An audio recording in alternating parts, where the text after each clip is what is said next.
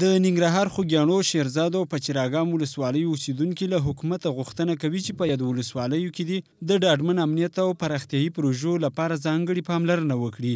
دوی دغه غوښتنې د هیواد له بېلابېلو پوهنتونونو څخه د فارغ شوو ځوانانو فراغت غونډې پر مهال وکړي.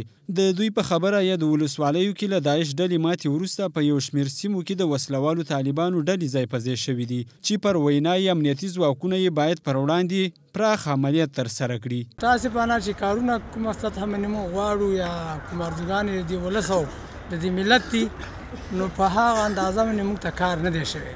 لکه مثال سړکونه دي، بندونه دي او ویلې دي او کورونه دي.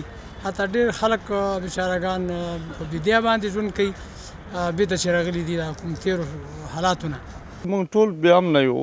موږ چې کومه ساحه ده هغې ځای نه راغلي یو، خپل کور نه راغلي یو او په بازار کې اوسېږو او خپل منطقې بې امنه دي، طالبان پکې دي او ټول وزیر دی که کلاغو دی که هغه دی مرکخیل دي، دا ټول طالبانو په ساحه کې دي.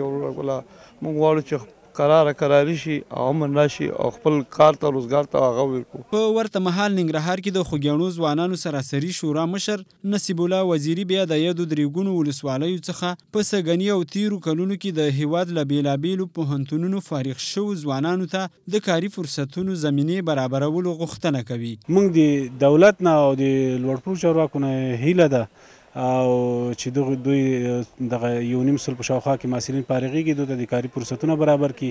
د دې نه زیات نور هم فارغ شوي باید دوی لاس په کار شي.